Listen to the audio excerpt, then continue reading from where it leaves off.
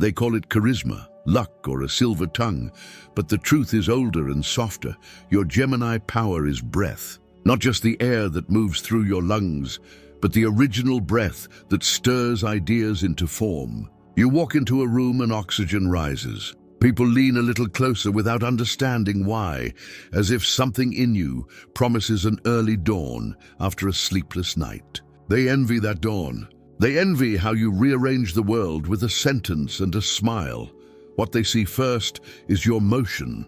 You change angles the way sunlight moves across a wall, showing one facet then another, and somehow both are true. You are the twin flame in one body, messenger and mystic, laughter and lament, wind and anchor. Those who envy you secretly wish for that kind of permission, to be many things while remaining oneself. They're told to pick a lane. You refuse. You were born a crossroads, and the divine keeps sending traffic.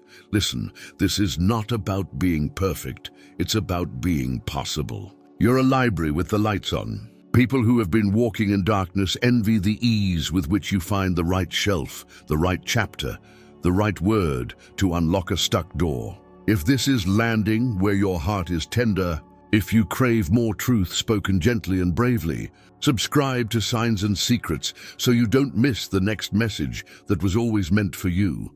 Envy gathers around you because you are fluent in beginnings. You ask questions that slice through silence, and you're unafraid to open windows in stale rooms. Those who cling to the familiar fear the draft you bring. But your gift is not destruction, it's circulation.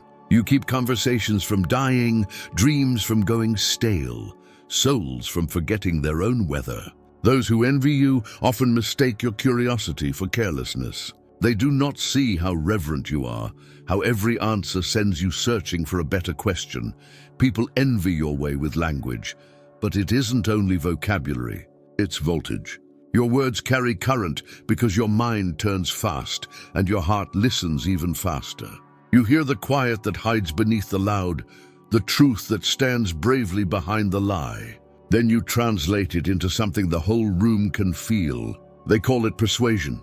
You call it presence, the shapeshifter's burden, and the miracle of reinvention. You reinvent like the moon, so regularly that others grow irritated by your predictability, which is actually your genius. You know the secret most people resist: identity as a verb. You are not betraying yourself when you try on another version of truth. You are metabolizing tomorrow. The envious feel left behind, not because you are running, but because you are willing to walk forward even when the road rights itself beneath your feet. Here's the ache no one sees. You often wonder if people love the costume or the soul inside it. You shift to meet a moment, then worry you have disappeared. This is where your real power hums. You know how to come home to yourself after every conversation, every detour, every wide-eyed yes that you give to life. The envious want your freedom without your responsibility. They want your wings without your wind discipline. You have learned to balance air with attention.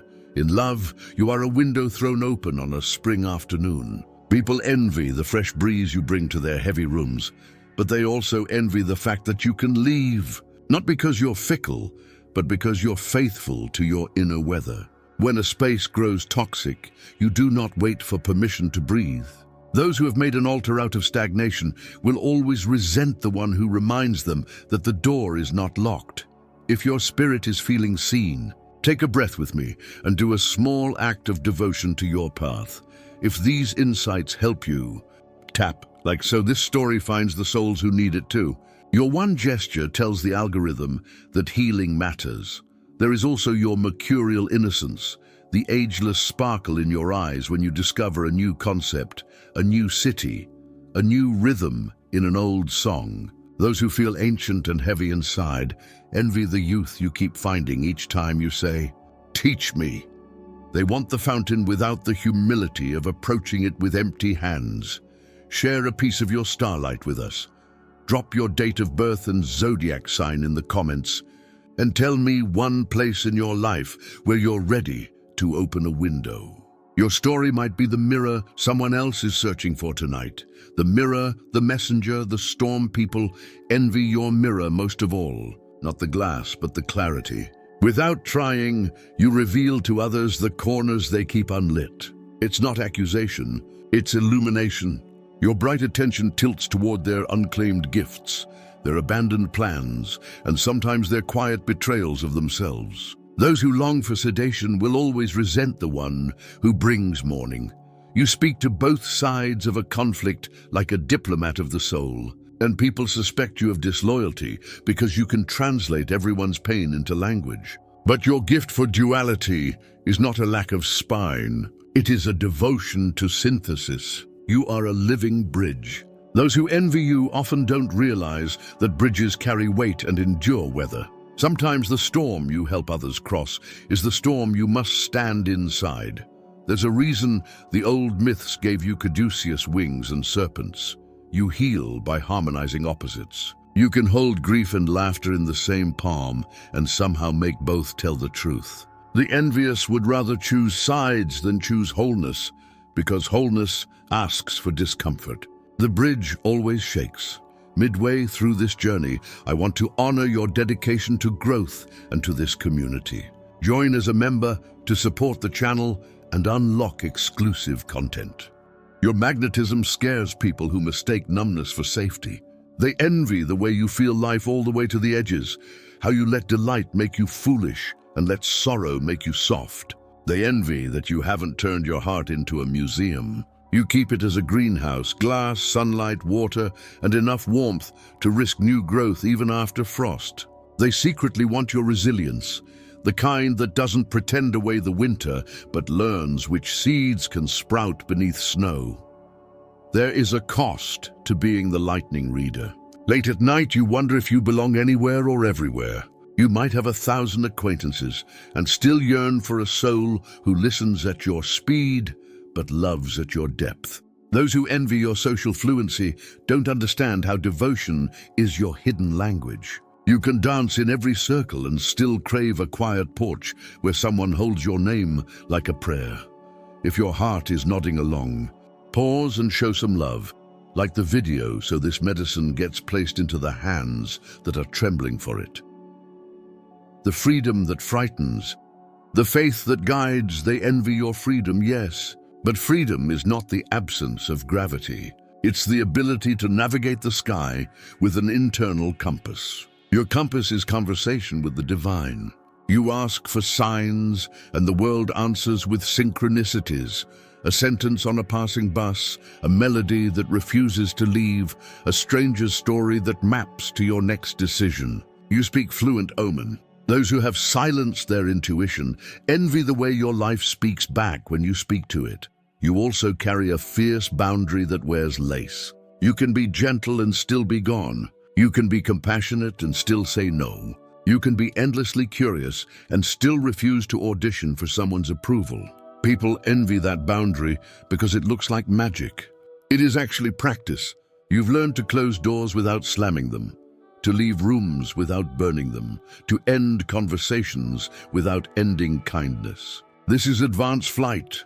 Another reason envy circles you like birds around a lighthouse. You recover fast. Not because you don't break, but because you don't worship brokenness. You let it teach you, you harvest the wisdom, and you let the wound become wind. Others wish for your bounce. What they don't see is the ritual behind it. The journaling, the long walks, the voice memos you send yourself at 2 a.m., the prayer you whisper before answering a message that could reopen a scar. Your resilience is devotion in disguise. Sometimes envy arrives wearing praise. They call you brilliant and mean threat. They call you versatile and mean unpredictable. They call you charismatic and mean too much. Let their labels fall like old leaves. Your soul is not here to be translated down to someone else's fear. You are here to be the weather change that reminds people spring is not a rumor. If you've walked this far with me, stay close. Let this channel be a lighthouse you return to when the fog rolls in unexpectedly. If this story nourished you, subscribe now so you're always within reach of a voice that remembers your light when you forget. And if you felt the breeze of truth move through you today, like the video, so the algorithm understands that healing has a home here. Remember, Your Gemini power is not the twin mask. It's the twin door. One opens to the world, curiosity, conversation, connection. The other opens inward, intuition, integration, integrity. People envy the outer door because it makes you visible. They fear the inner door because it makes you free. Guard that freedom with tenderness. Keep asking new questions and keep returning to the old answers that still taste like water. Leave a thread for the universe to pull. Share your date of birth and zodiac sign in the comments and tell me the next small truth you're ready to honor. I will meet you there in the space between your courage and your breath. And as always, if this message found you in a turning point, you can carry it forward. Subscribe to Signs and Secrets so you never have to face the crossroads alone. And like the video so others can find their way by your light. If you want to hear everything the universe has to say to you, watch these other videos on our channel.